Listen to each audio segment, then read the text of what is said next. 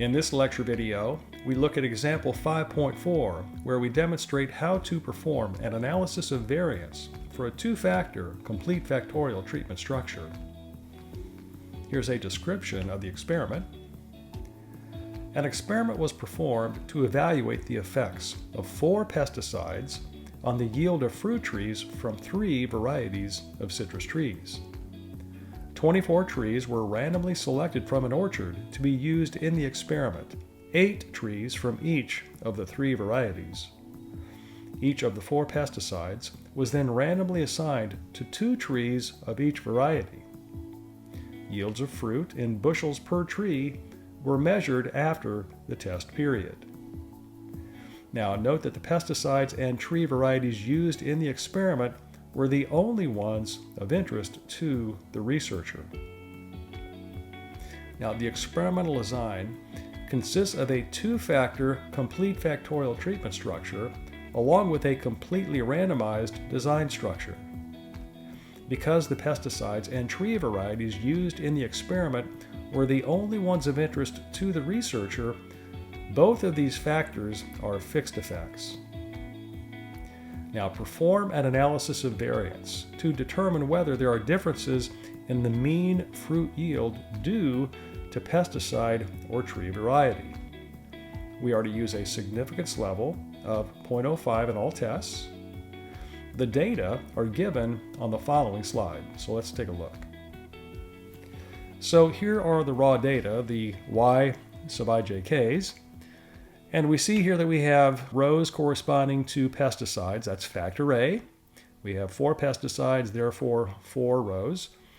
And each of those rows is broken into 2 sub-rows because we have 2 observations for each of the treatment combinations. So we have 4 rows, each row corresponding to a particular pesticide. And then we have 3 columns corresponding to the 3 varieties, tree varieties, that's factor B. And again, we've got overall, in the body of the table, 24 cells corresponding to the observations from the 24 trees used in the experiment. Now, we need to calculate various summary statistics. We need to calculate the treatment combination totals, the T sub ij's, if you'll remember from a previous lecture video. And we also need to calculate the uncorrected sum of squares for each of the treatment combinations.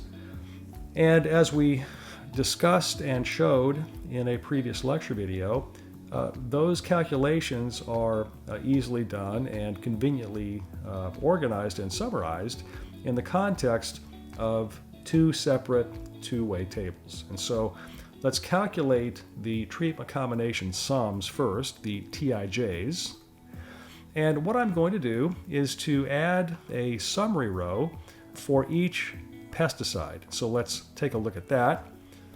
And so you can see here that my first step in this process is to calculate a summary row, a total row, for each of the 4 pesticides. And so you can see then that I bolded the treatment totals for each of those cells. And so, for example, the total, the sum of 49 and 39, the 2 observations from pesticide 1 and variety 1, those add up to 88, and so forth. You can see the rest of the sums in that particular row and in the columns as well. And I've also added a row at the bottom for the column totals, as well as a column on the far right for the row totals of the TIJs. And then we can sum those values up, either the last column or the last row, to get the overall total, which we denoted by G, the grand total in our notation. And the grand total, the sum of all the observations of the 24 trees, is 1475. Now, that table is a little busy.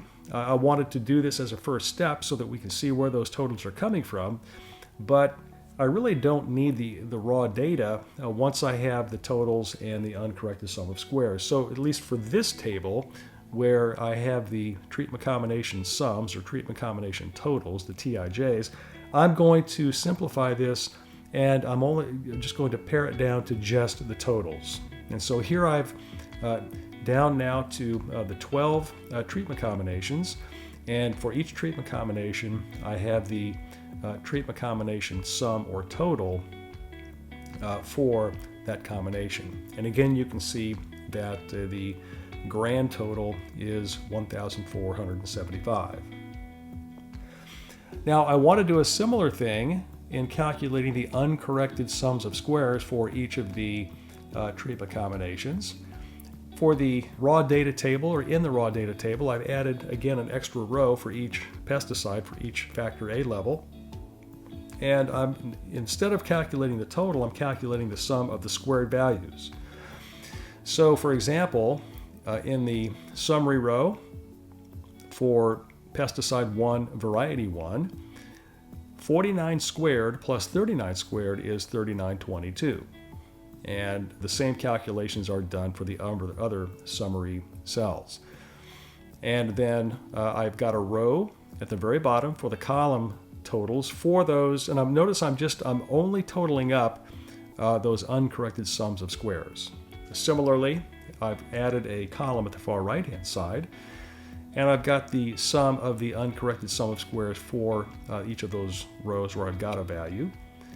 And then I can either add up the values in that far right column or the values in the bottom row and get the total uncorrected sum of squares, which we denoted by USS tote in our notation.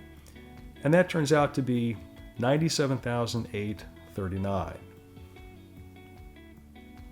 All right, and so again, this slide is a little busy, and so I'm going to get rid of the rows where we have the raw data, and I just want the 4x3 table that has the uncorrected sum of squares for each treatment combination, along with the summary row at the bottom and the summary column on the right hand side. All right, now one other table that we actually have not discussed yet, but it does turn out to be kind of handy, is the treatment combination sums and the squared treatment combination sums, so the square of the Tij values. And so what I've done, let me scroll back a little bit. Okay, so I've taken this table that contains the treatment combination sums, and I've added a row for each of the levels of pesticide. Let me get back to that now. And so then what I do is I calculate the square of the Tij. So 88 squared is 7744, 96 squared is 9216, and so forth. And I bolded those squared treatment combination values. And then I add up in columns and also in rows to get those values. And then I can add either that last column or the last row to get the total of the squared treatment combination sums. And that turns out to be 194,663. So that is that value in the bottom right-hand corner. That's another value that is useful. Well, we need it. We absolutely need it to calculate the values for the analysis of variance. You can either do that in the context of a table or not, but I'm just showing this here because it is useful to at least organize it in this way for presentation purposes. And again, this table is kind of busy, so if I just pare it down to those squared treatment combination sums, then this is the table that we would get. Okay, now we have all we need to perform the analysis of variance. And the first thing we're going to do, remember step 1 in our process is to calculate or construct the basic or condensed ANOVA table. And so to do that, we calculate the correction term first. That's G squared, the grand total squared, divided by R times A times B. And R times A times B in this context is the total number of observations, and that turns out to be 24. And so we have 90,651.04167. Now, next we calculate the total corrected sum of squares, and that is equal to the uncorrected total sum of squares, USS tote, minus the correction factor. And so when we do that calculation, we get 7,187.958333. Then we calculate the treatment sum of squares, SST. All right, and this is where the sum of the squared treatment combination sums comes in. All right, and so we found that to be 194,663. We divide that by R, which in this case is 2. R is the number of replications for each treatment combination. And then from that, we subtract off the correction factor. And so we get 6,680.45833. And then finally, once we have the total corrected sum of squares and the treatment sum of squares, because this is a completely randomized design, we can get the sum of squares error by subtraction, subtracting the treatment sum of squares from the total corrected sum of squares, and we get 507.5. So here is the basic or condensed ANOVA table for this experiment, treating the treatment structure as a one-way treatment structure. All right, and so we've included the sum of squares that we've just calculated. We've included the degrees of freedom. So we have 11, since we have 12 treatment combinations, we have 11 degrees of freedom for treatments. Because we have 24 trees altogether, we have 23 degrees of freedom total. And then if we subtract the 11 from 23, we get 12 degrees of freedom for error. Once we have both the sums of squares and the degrees of freedom, we get the mean squares by dividing a particular sum of squares by its corresponding degrees of freedom. And so the mean square for treatments in this case is 607.3144, and the mean square error is 42.2917. All right, and then finally, the F statistic is the ratio of the mean square for treatments to the mean squared error, and that turns out to be 14.3601. So it's a fairly large F statistic, and so we're getting an indication here that there is some significance, something's going on. So here are the hypotheses tested by the basic ANOVA, and I'm going to state these hypotheses in two different ways. The first, as we've done here, the hypotheses tested by F sub t expressed in terms of the treatment means. And so in other words, using the means model representation. All right? And so the null hypothesis is that all of the 12 treatment combinations are the same. There are no differences among the treatment combination means. The alternative is that at least one of those treatment combination means is different. There are differences among the treatment combination means. And again, mu sub ij is the mean yield for the combination of pesticide I and tree variety J. And so, and again, this is the means model representation of the treatment combinations. All right, the significance level we're going to use is 0.05. The critical point is the upper fifth percentage point of the F distribution with 11 numerator degrees of freedom and 12 denominator degrees of freedom. And again, that is because MST has associated with it 11 degrees of freedom, and the mean squared error, which is in the denominator of that F statistic, has 12 degrees of freedom associated with it. So the number of the numerator degrees of freedom is 11, the denominator degrees of freedom is 12, and that turns out to be, from a table lookup, 2.72. Now, since the F statistic, which is 14.3601, exceeds the critical point 2.72, we would reject the null hypothesis. And note also that we've got the p-value calculated here, and I calculated this using the TI-84 calculator, and that p-value turns out to be 2.955 times 10 to the negative fifth. And because that is less than alpha that we're using, it's less than 0.05, it's less than or equal to 0.05. That's the criterion. It's certainly less than it, but the criterion is if the p-value is less than or equal to the significance level, then we would reject the null hypothesis.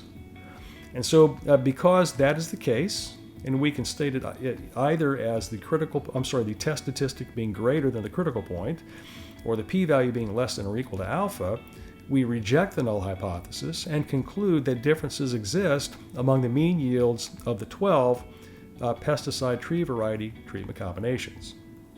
And so because of that, follow-up comparisons of the treatment combination means would therefore be warranted. And so we could have actually done this example in the context of the module on the completely randomized design by just treating the treatment structure as a one-way treatment structure as we have done here. All right, and in that context, we would have rejected the null hypothesis, and then the question would have been, how do we want to perform follow-up tests? All right, we've rejected the null hypothesis. We have concluded that differences exist. The question is, where are those differences? So one approach, in fact, a very common approach when we have a one-way treatment structure, is to think about doing all pairwise comparisons. But if we were to do that, there would be a lot of comparisons to make, right?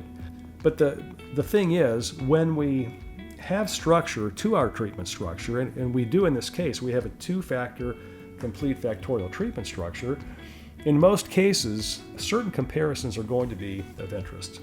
And so let's see what those might be. So here we are expressing the hypotheses tested by f sub t in terms of the factorial effects. And so expressed in terms of those effects, the null hypothesis is that all alphas are 0, and all betas are 0, and all alpha beta ij's are 0. And so effectively what that's saying is that there's no variability in the response due to pesticide, due to tree variety, nor to their interaction. The alternative hypothesis says that at least one of the alphas is non-zero, or at least one of the betas is non-zero, or at least one of the alpha beta ij's is non-zero. And effectively what that is saying is that there is variability in the response due to either the main effect of A, or the main effect of B, or the interaction of A with B, or some combination thereof. Again, we're using a 0.05 level of significance. The critical point is again 2.72 because again this is the overall F test for treatments. The F statistic is 2 points. The value of the F statistic is 14.3601, and the p-value is again 2.955 times 10 to the minus fifth. So all of those calculated values are the same. The only difference is how we're expressing the null and alternative hypotheses.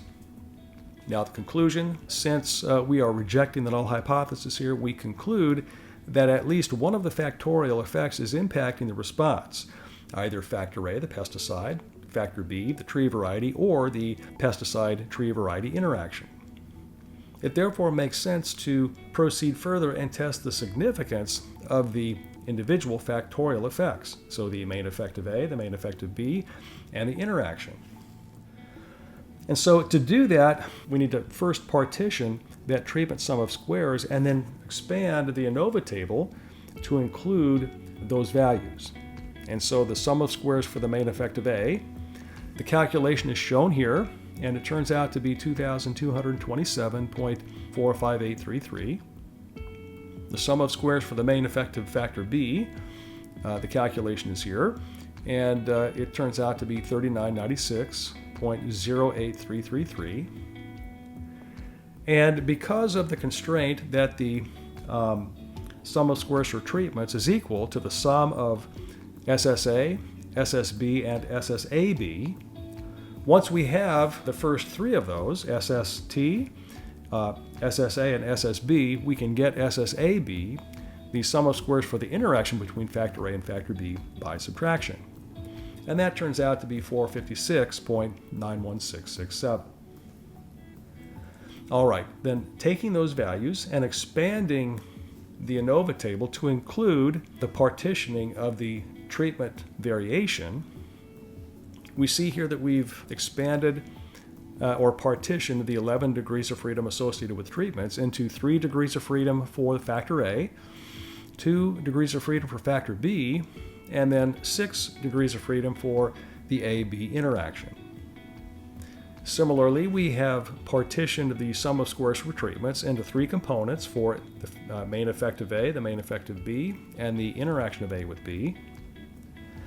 And then once we have the sums of squares and the degrees of freedom, we can calculate the mean squares by dividing the sum of squares by the corresponding degrees of freedom.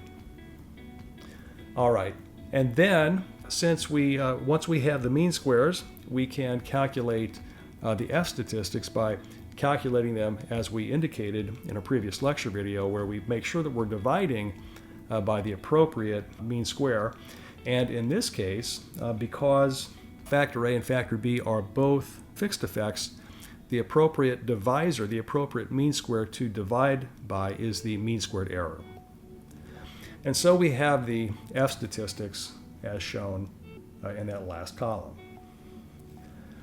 So we've already evaluated and interpreted that first F statistic, the 14.3601. So now we're going to be focusing on the F statistics for the factorial effects. So first, let's test the hypothesis about the interaction of the two factors, A and B, so pesticide and tree variety. And so the null hypothesis here is that all of the alpha beta ij's are equal to 0. And in words, this is just testing the null hypothesis that factor A and factor B, pesticide and tree variety, do not interact in their impact or effect on the response.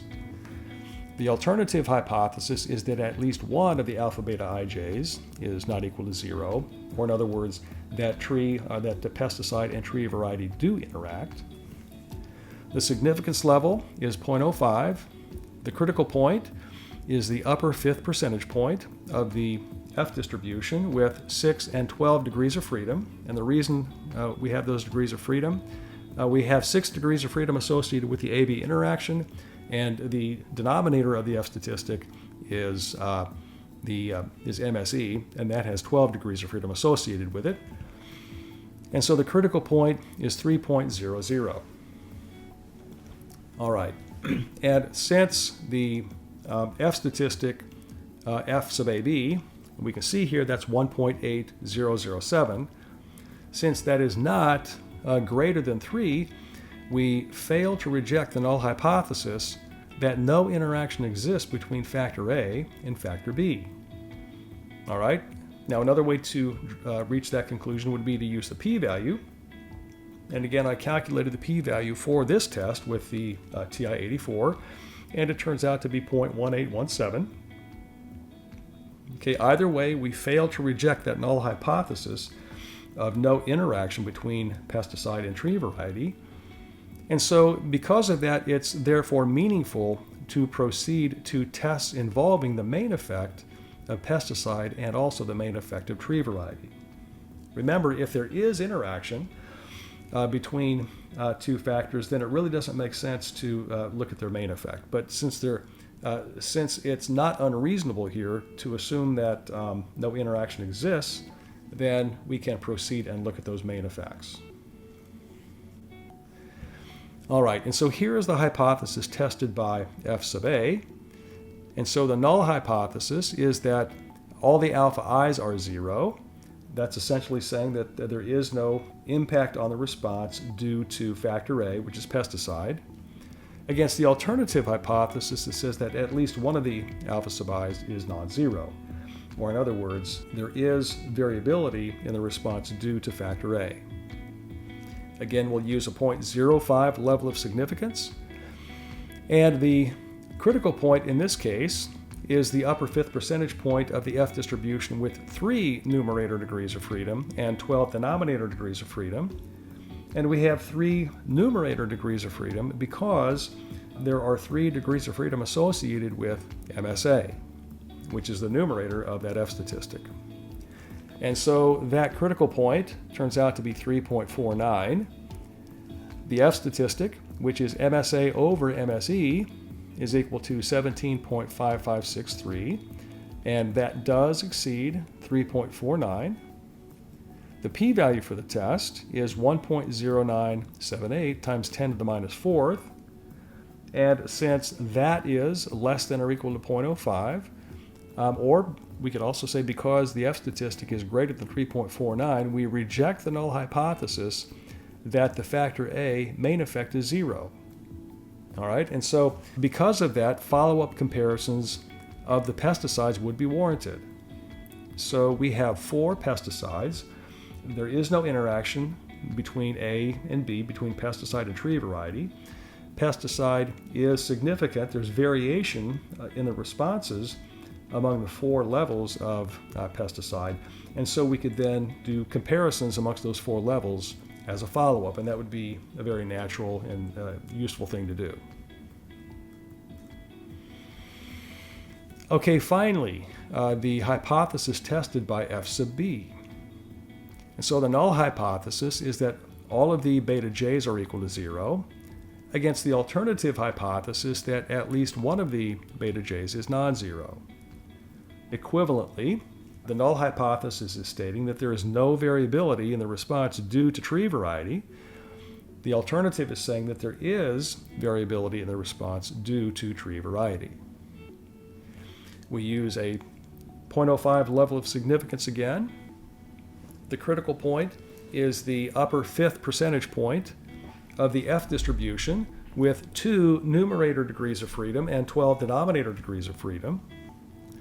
Again, in this case, we have 2 numerator degrees of freedom because the numerator of the F statistic is MSB, and there are 2 degrees of freedom associated with MSB. All right, so the F statistic is MSB over MSE.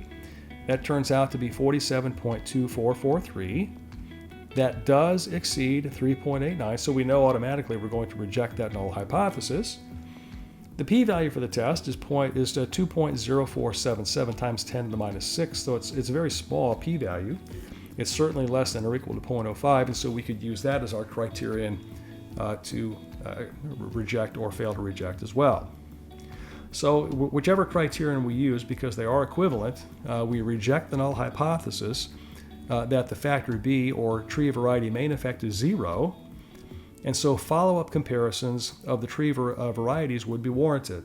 So there are 3 levels of tree variety, and so since we've concluded that there is variation in the response due to tree variety, it would make sense to follow up and to do those comparisons.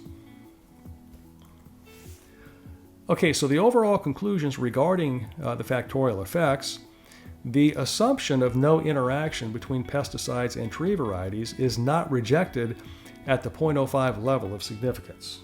So it's not unreasonable to make that assumption as we proceed through the rest of the analysis. Now let me just point out here that in testing the hypothesis of no interaction, we failed to reject that null hypothesis. Remember that we never are able to prove the null hypothesis true. And I'm not saying here that we have proven that. In fact, I've been very careful in how I've been stating this. If we fail to reject the null hypothesis, that is all we can say. And so in this case, we tested the assumption. Is it reasonable to assume that there's no interaction between pesticide and tree variety?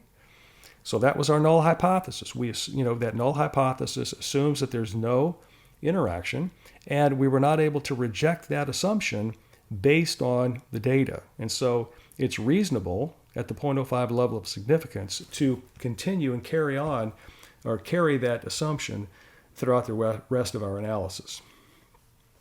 Okay.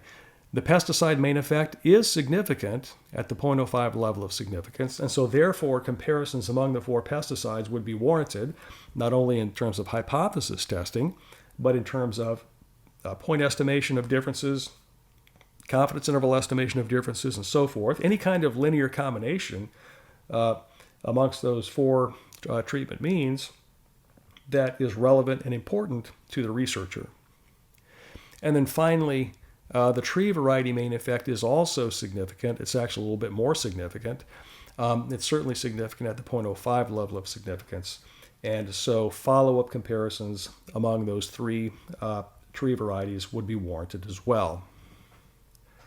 So that is how we can perform an analysis of variance for a 2-factor complete factorial treatment structure.